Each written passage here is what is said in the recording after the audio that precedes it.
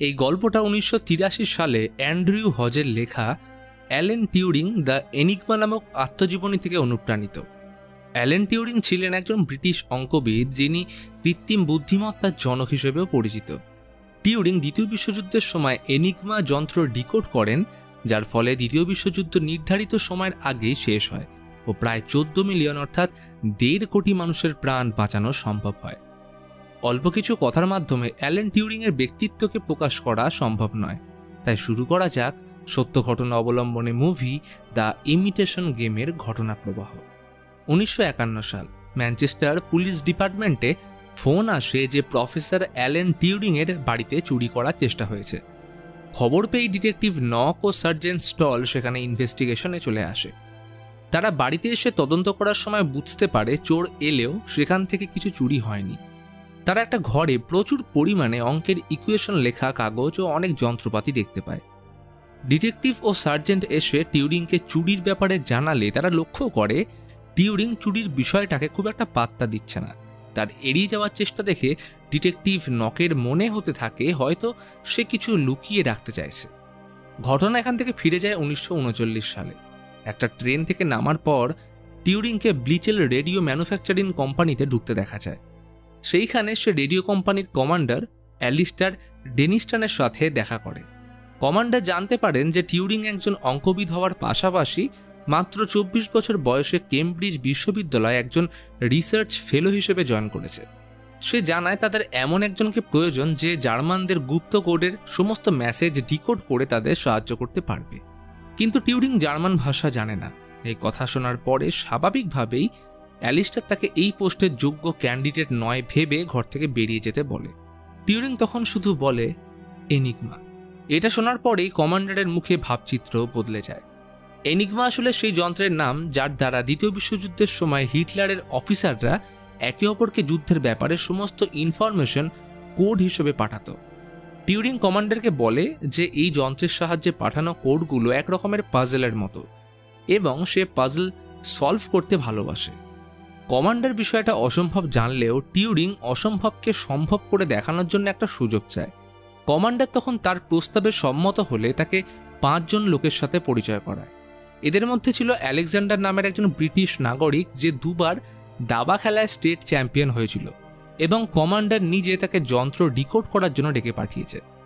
কিন্তু টিউরিং একা কাজ করেই অভ্যস্ত, তাই এদের সঙ্গে তাকে কাজ করতে হবে শুনে সে একা কাজের প্রস্তাব দিলে অন্য একজন আর্মি অফিসার স্টুয়ার্ট এসে তাকে টিমের সাথে কাজ করার উপদেশ দেয়। সেখানে বার্লিন থেকে আনা একটা এনিগমা যন্ত্রও দেখা যায়। কমান্ডার বলে যদি জার্মানদের বুঝতে হয় তাহলে আগে এই যন্ত্রকে জানতে হবে। প্রতিদিন সকাল ঠিক 6টার সময় জার্মানরা এই যন্ত্রের সাহায্যে একটা মেসেজ পাঠায় এবং রাত 12টার মধ্যে যন্ত্রের সমস্ত সেটিংস আবার পাল্টে ফেলে। 18 ঘন্টা সময়ের মধ্যে সেই মেসেজ তাদেরকে ডিকোড করতে হবে। স্টুয়ার্ট টিউরিংকে বলে যে জার্মানদের এই যন্ত্রের মেসেজের কারণে বহু ব্রিটিশ সৈনিক মারা গেছে, এমনকি তাদের এই কথোপকথনের মাঝের এই সময় হয়তো 4 জন সৈনিক মৃত্যুবরণও করেছে। কথাবার্তা শেষ হলে তারা সবাই যন্ত্রের মেসেজ ডিকোড করতে চেষ্টা করে। এই যন্ত্রের সেটিংস এতটাই জটিল ছিল যে তারা সবাই মিলে যদি এক একটা করেও সেটিংসের দিকে নজর দেয় তাহলে সমস্ত মেসেজ ডিকোড করতে প্রায় 20 মিলিয়ন বছর লেগে যাবে। কিন্তু সময় ও লোকবল কম থাকায় টিউরিং চাইছিল এমন এক যন্ত্র আবিষ্কার করতে যা 20 মিনিটের মধ্যে এক একটি মেসেজ ডিকোড করবে। আপাতত নিজের মতো করে কাজ এগোতে থাকে। পরে আলেকজান্ডার জার্মানদের কিছু মেসেজ ডিকোড করতে পেরেছে বলে টিউরিংকে জানালে সে বলে বন্ধ ঘড়ির দিনে 2 বার সঠিক সময় দেওয়ার মতো এটাও একটা কাকতালীয় ব্যাপার, বরং সে এমন এক যন্ত্র বানাতে চলেছে যে সমস্ত মেসেজ একদম সঠিকভাবে ডিকোড করতে পারবে। টিউরিংয়ের সহকর্মীরা তার আত্মবিশ্বাস দেখে ওভার কনফিডেন্ট বলে মনে করে সেখান থেকে চলে যায় ও পরে কমান্ডারের কাছে টিউরিংকে নিয়ে কমপ্লেন করে, কিন্তু সে নিজের কাজ থামায় না। কাহিনী এবার 1951 সালে ফিরে এলে দেখা যায় ডিটেকটিভ টিউরিংয়ের ব্যাপারে খোঁজ খবর করার জন্য জাল কাগজ বানিয়ে হেডকোয়ার্টার থেকে সমস্ত তথ্য প্রমাণ জোগাড় করতে থাকে। অন্যদিকে নিজের মেশিনের জন্য কিছু যন্ত্রপাতি দরকার হওয়ায় টিউরিং আলেকজান্ডারকে জানায়, কিন্তু আলেকজান্ডার তাকে কোনো রকম সাহায্য করে না। টিউরিং তখন কমান্ডারকে এই বিষয়ে জানাতে গেলে কমান্ডার বলে তার টিমের কেউ তার সঙ্গে কাজ করতে আগ্রহী নয় ও তার ব্যাপারে ফর্মাল কমপ্লেন জানিয়েছে।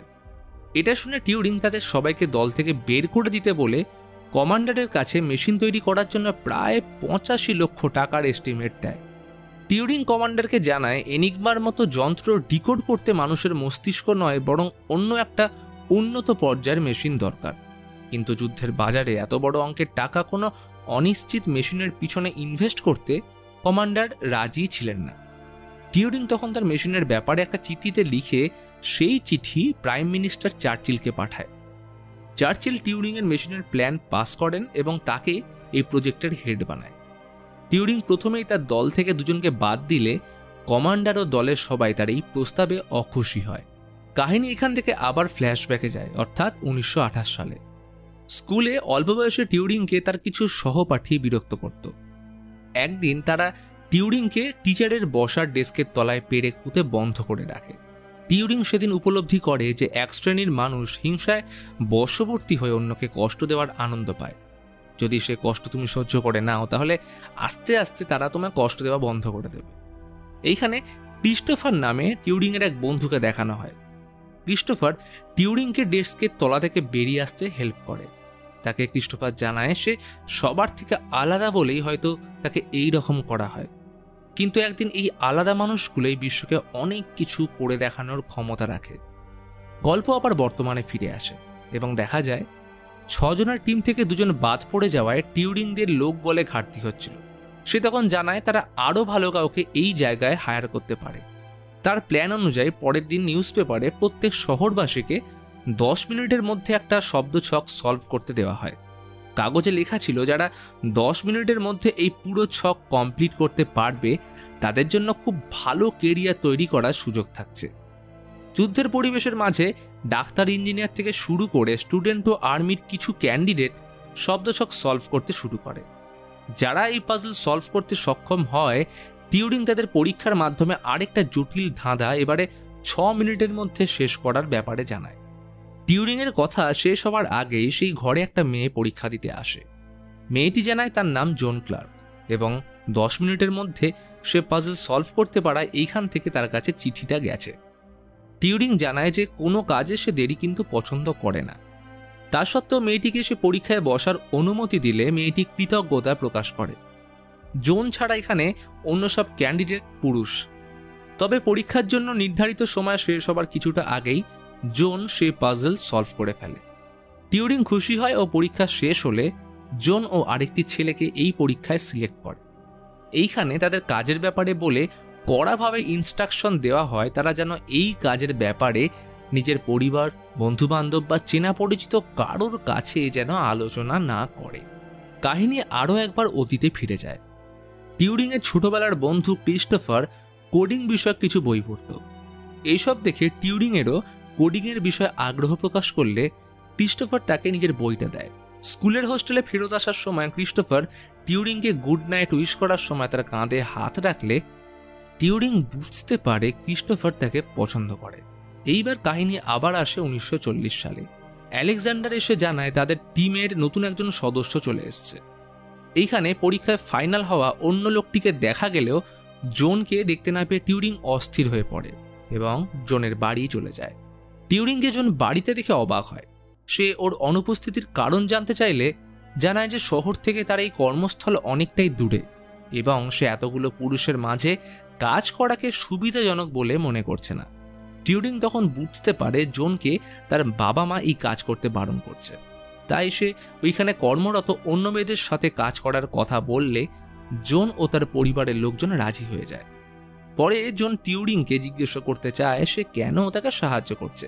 তখন টিউরিং তাকে ক্রিস্টোফারের বলা সেই কথাটা রিপিট করে যে কিছু লোককে সমাজ অনুপযোগী ভাবলেও সেই লোকেরা কিন্তু সমাজের জন্য অনেক কিছু করে দেখানোর ক্ষমতা রাখে। 1951 সালে গল্প আবার ফেরত এলে দেখা যায় ডিটেকটিভ নক টিউরিংয়ের ব্যাপারে তথ্য জোগাড় করতে গিয়ে জানতে পেরেছে তার অতীতের সমস্ত রেকর্ডকেও মুছে ফেলছে। তাই সে তার ঊর্ধ্বতন অফিসারকে জানায় হয়তো টিউরিং সোভিয়েত এজেন্ট। নক এই বিষয়ে তদন্ত করার জন্য তার সহযোগিতা চায়। এইদিকে দেখা যায় যে জোন এইবার ব্লিচেল কোম্পানিতে জয়েন করে। এইখানে যুদ্ধের কিছু মুহূর্তে স্টিল দেখানো হয়। যুদ্ধের কারণে চারপাশে দুর্ভিক্ষ দেখা দিয়েছে, চারিদিকে ভাঙা বাড়ি, ধ্বংসস্তূপ, মৃত মানুষদের দেহ যেন জীবনযাত্রা থমকে দিয়েছে। তবে টিউরিংয়ের টিম কোড ডিকোড করার চেষ্টা চালিয়ে যাচ্ছে। এরই মধ্যে রাত 12টা বেজে যাওয়ায় তারা হতাশ হয়ে পড়ে, কারণ 12টার পর জার্মানরা এই মেশিনের সেটিংস বদলে ফেলায় তাদের আজকের সমস্ত পরিশ্রম কার্যত নষ্ট হয়েছে। এইখানে আলেকজান্ডারের সঙ্গে টিউরিংয়ের মেশিনটা নিয়ে মতবিরোধ হয় ও আলেকজান্ডার টিউরিংয়ের মেশিনটা ভাঙতে উদ্যত হয়, কারণ তারা মনে করছিল টিউরিং তাদের ডিকোড করার কাজে হেল্প না করে নিজের মেশিনের জন্য সময় ব্যয় করছে। রাতে বেরোনোর আগে টিউরিং কিছু সিক্রেট কোড সিকিউরিটিদের চোখ এড়িয়ে কোম্পানির বাইরে এনে যেখানে জন ঘর ভাড়া নিয়ে থাকছিল সোজা সেখানে চলে যায়। তারা দুজন মিলে ব্যাপারগুলো দেখতে থাকে। টিউরিং তাকে জানায় কোডে সাধারণ ও সাংকেতিক ভাষার মিশ্রণ রয়েছে, সেটার ব্যবহার করে টিউরিংয়ের যন্ত্রের সাহায্যে এনিগমা তথ্য উদ্ধার করা সম্ভব। এইখানে টিউরিং জোনকে জানায় সে এমন এক কম্পিউটার তৈরি করতে চায় যার মগজ হবে ডিজিটাল। পরের দিন টিউরিং অফিসে এসে দেখে সেখানে অফিসাররা কিছু খুঁজছে। কমান্ডার এসে টিউরিংকে জানায় এই কোম্পানিতে কোনো রাশিয়ান ডাবল এজেন্ট আছে। কমান্ডার সোজাসুজি টিউরিংকে উদ্দেশ্য করে বলে তার উদ্ধত্ত ভাব, কথাবার্তার ধরন, কারোর সঙ্গে মিশতে না পারা সবকিছুই ডাবল এজেন্টের সঙ্গে মিলে যাচ্ছে। কিন্তু টিউরিংয়ের বিরুদ্ধে কোনো প্রমাণ না থাকায় কমান্ডার সেইখান থেকে চলে যেতে বাধ্য হয়। এরপরে একদিন জোন টিউরিংয়ের সাথে দেখা করতে আসে। তারা বাড়ি গিয়ে বসার সময় সেখানে আলেকজান্ডারকে দেখতে পেয়ে জোন আলেকজান্ডারের সঙ্গে টিউরিংয়ের ভাব করিয়ে দেওয়ার চেষ্টা করে, কিন্তু আলেকজান্ডাররা টিউরিংকে এত সহজে বন্ধু হিসেবে মেনে নেয় না।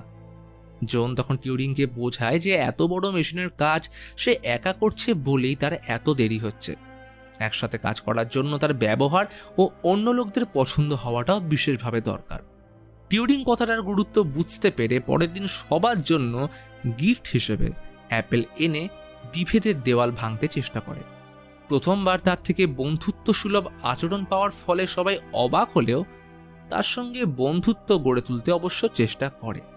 আলেকজান্ডার এসে টিউরিংকে মেশিনের স্পিড বাড়ানোর জন্য কিছু সাজেশন দিলে টিউরিং অ্যাপ্রুভ করে। সেদিন আবার যুদ্ধের কিছু স্টিল দেখানো হয়, যেখানে বলা হচ্ছিল জার্মান আর্মিরা পুরো ইউরোপে ছড়িয়ে পড়েছে। জায়গায় জায়গায় জার্মানরা তাদের পতাকা উত্তোলন করে তাদের আধিপত্য বিস্তার করছে। এদিকে যন্ত্রটা শুরু হওয়ার পরেও সারা দিন শুধু ঘোড়া ছাড়া আর কোনো কাজই করছিল না।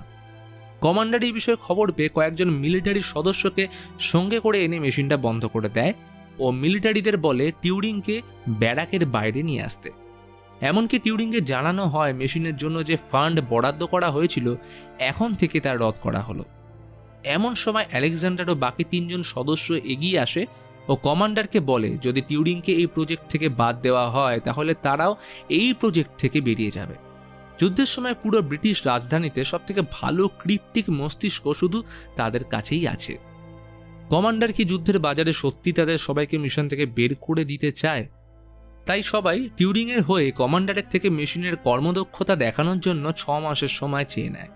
তারা কথা দেয় 6 মাসের মধ্যে যদি এই মেশিন কোনো কাজের না হয় তাহলে তারা প্রথম থেকে যেমনভাবে কাজ করত তেমনভাবেই নিজের কর্মক্ষেত্রে ফিরে যাবে। অবশেষে কমান্ডার কোনো উপায় না দেখে তাদেরকে 1 মাসের ডেডলাইন দিয়ে চলে যায়। টিউরিং আলেকজান্ডারদের নিজের পাশে পেয়ে কৃতজ্ঞ হয় এবং সবাই একসাথে জোনকে নিয়ে সেই বারে চলে আসে। এদিকে ডিটেকটিভ নক যখন তার অফিসারের সঙ্গে তার ঘরে বসেছিল তখন অন্য একজন অফিসার এসে সেখানে খবর দেয় আগের রাতে এসে টিউরিংকে পাব পর্যন্ত ফলো করে গেছিল এবং সেখান থেকে আর্নল্ড মোরে নামক একজন সন্দেহজনক ব্যক্তিকে থানায় তুলে এনেছে। এইখানে জানা যায় আর্নল্ড নামের সেই ব্যক্তি সমকামী ও টিউরিং তার সঙ্গে সময় কাটানোর পরে তাকে কিছু টাকা এনভেলপে করে দিয়েছিল। আসলে সেই সময় ব্রিটেনের সমকামী সম্পর্ক বেআইনি বলে গণ্য করা হতো। এখানে টিউরিং সমকামী জানতে পেরে পুলিশের অফিসার তাকে ধরতে ওয়ারেন্ট বের করে। একদিন জোন টিউরিংকে জানায় সে ব্লিচলে কোম্পানির কাজ ছেড়ে দিচ্ছে কারণ তার বয়স 25 হয়ে গেছে এবং সে এখনো অবিবাহিতা হওয়ার কারণে বাড়ির লোক তাকে বিয়ে করার জন্য চাপ দিচ্ছে। টিউরিং জানায় সে তাকে যেতে দিতে চায় না, তাই তাকে প্রপোজ করে বসে।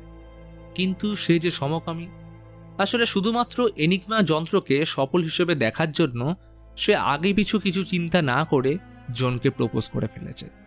এরপর সবাই মিলে একটা পার্টিতে যোগদান করে ও সেখানে আলেকজান্ডার ও জোনকে একসাথে নাচতে দেখে চিন্তিত মনে কিছু একটা ভাবতে থাকে।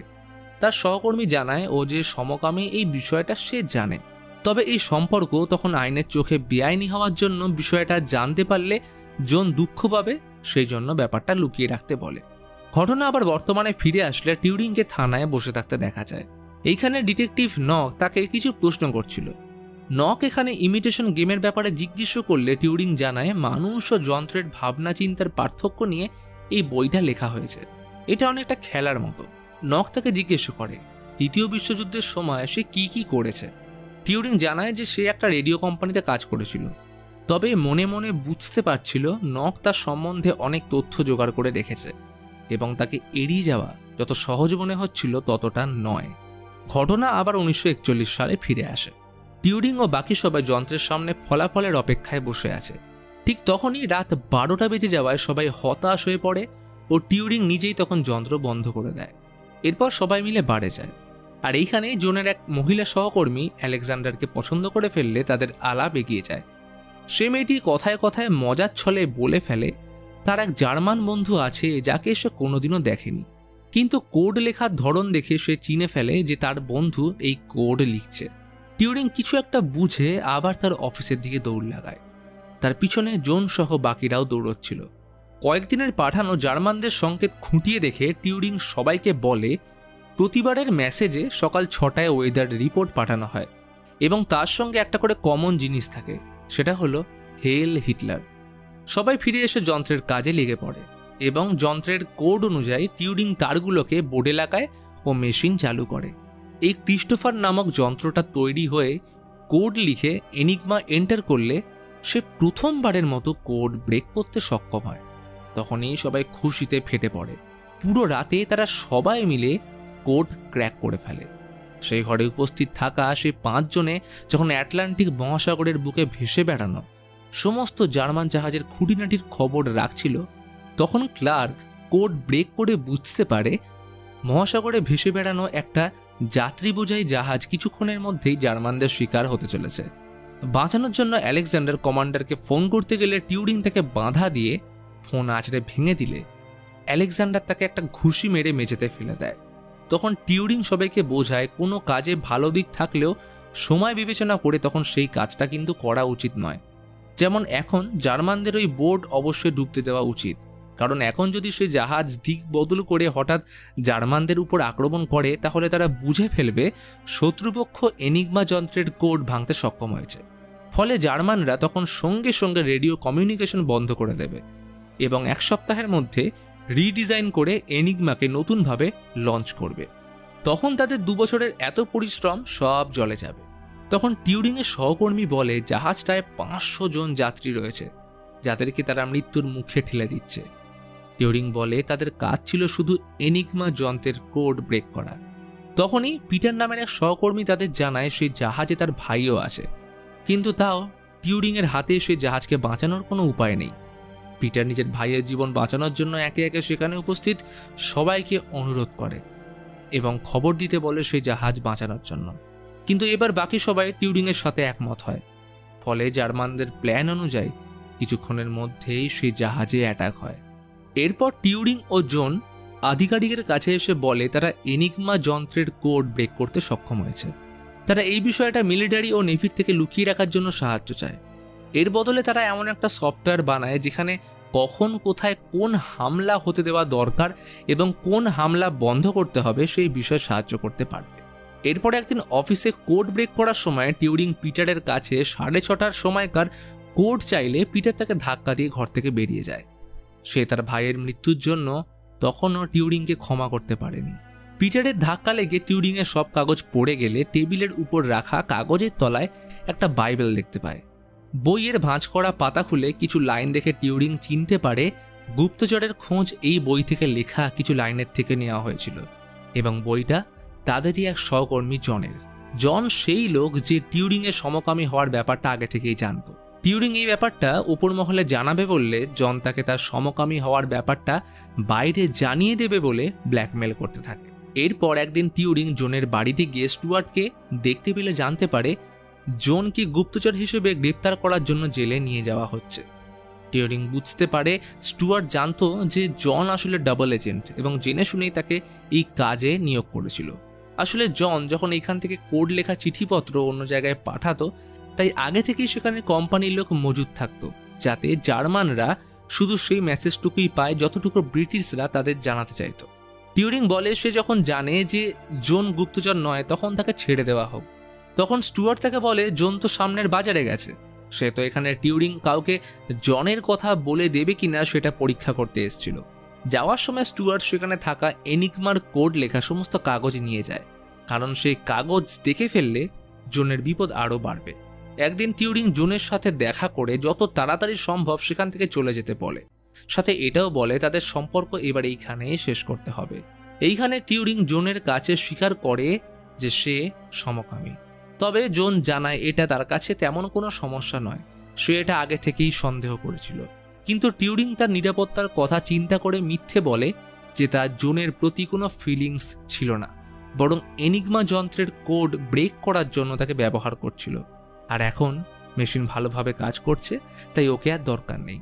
টিউরিংকে এইসব বলতে শুনে জোন থাপ্পড় মেরে বলে সে তাকে ছেড়ে দিচ্ছে, কিন্তু প্রজেক্ট ছেড়ে যাবে না। ঘটনা 1951 সালের। ডিটেকটিভ নকের সামনে বসে থাকা টিউরিং 2 বছরের বিশ্বযুদ্ধের বর্ণনা দিচ্ছে। এই 2 বছর তারা ক্রিস্টোফার নামক যন্ত্রের সাহায্য নিয়ে কোন হামলা আটকানো দরকার এবং কোন হামলা হতে দেওয়া দরকার সেটা হিসেব করত, কারণ তারা ইচ্ছে করে জার্মানদের ছোট হামলাগুলো ঘটতে দিত যাতে ওরা টের না পায়, এবং কোড ব্রেক করে বড় হামলাগুলো আটকে দিত। একসময় দীর্ঘ লড়াইয়ের পর যুদ্ধ শেষ হয়। স্টুয়ার্ট তাদেরকে প্রমাণ না রাখতে বলে সবকিছু পুড়িয়ে ফেলতে বলে জানায় এখন থেকে তারা 6 জন একে অপরের কাছে অচেনা মানুষ, এবং কেউ যেন ভুলেও বাইরের দুনিয়ার কাছে এনিগমা যন্ত্রের উচ্চারণ না করে। আর অবশেষে নির্দেশ অনুযায়ী সেটাই হয় এবং তারা সব থিসিস পুড়িয়ে ফেলে। কাহিনী শেষ করে টিউরিং নকের কাছে জানতে চায় সব শুনে তাকে কি মনে হচ্ছে, যুদ্ধের নায়ক নাকি একজন ভিলেন। নক জানায় সে এইসব ডিসাইড করার জায়গায় নেই, কারণ টিউরিংয়ের তুলনায় সে অতি ক্ষুদ্র এবং নগণ্য একজন। তবে টিউরিং স্বীকার করে তার বাড়িতে কোনো চুরি হয়নি, বরং সে একজন ছেলের সাথে ছিল, যেটা তার সমকামিতাকে আরও একবার সর্বসমক্ষে নিয়ে আসলে তাকে গ্রেপ্তার করা হয়। কোর্টে জাজ তাকে 2টো অপশন দেয়, সমকামিতার জন্য 2 বছরের জেল অথবা হরমোনাল থেরাপি। টিউরিং থেরাপি করতে চাইলে সময়ের সাথে তার শারীরিক অবনতি ঘটতে থাকে। এর মাঝে একদিন জোন দেখা করতে আসে। জোন নিজের জীবনে অনেক এগিয়ে গেছে, একজন আর্মি অফিসারের সঙ্গে তার সম্পর্ক রয়েছে। জোন তাকে একা থাকতে দিতে না চাইলে টিউরিং বলে সে কখনোই একা ছিল না, বরং সর্বদা ক্রিস্টোফার তার সাথে ছিল এবং থাকবে। আসলে ছোটবেলায় টিউরিংয়ের বন্ধু ক্রিস্টোফার টিবি রোগে মারা গেলেও টিউরিং তাকে কোনোদিনও ভুলতে পারেনি, তাই ওর নাম থেকে এই যন্ত্রের নাম রেখেছিল ক্রিস্টোফার। জোন এখানে তার মনের অবস্থা বুঝতে পেরে তাকে মোটিভেট করার চেষ্টা করে, তাকে বোঝায় এই ক্রিস্টোফার মেশিনের সাহায্যে আজকে শত শত মানুষ বেঁচে আছে। জোন তাকে এটাও বলে হয়তো সে নর্মাল নয় বলেই পৃথিবী আজ এত সুন্দর। তবে টিউরিংয়ের মন আর আগের মতো নেই। জোন চলে গেলে টিউরিং ক্রিস্টোফারের ঘরের আলো নিভিয়ে দেয়। এইটির সাথে আমাদের এক ইতিহাসের অন্ধকার অধ্যায় দেখানো হয়। টিউরিং তার ট্রিটমেন্টের 1 বছর পর অর্থাৎ 7ই জুন 1954 সালে সব প্রমাণ পুড়িয়ে ফেলার পর মাত্র 41 বছর বয়সে professor Alan Turing potassium cyanide খেয়ে মৃত্যুবরণ করেন। 1885 থেকে 1967 সাল পর্যন্ত 49,000 সমকামীদের ব্রিটিশ সরকারের আইন অনুযায়ী সাজা দেওয়া হয়। আর 2013 সালে কুইন এলিজাবেথ II অবশেষে টিউরিংয়ের উপর লাগানো সব দোষ খারিজ করে তাকে মানবতার জন্য করে যাওয়া এই মহান কাজের জন্য বিশেষ সম্মানে সম্মানিত করে। সমকামিতা কোনো রোগ নয়, এটা কিছু কিছু মানুষের পার্সোনাল চয়েস। কোনো দেশ তারা আইন দিয়ে মানুষের পছন্দকে বদলে দিতে পারে না। ব্রিটিশ সরকার যদি এটা উপলব্ধি করতে পারত তাহলে হয়তো অ্যালেন টিউরিং আরও কিছু বছর শান্তিতে বেঁচে থাকতে পারতেন।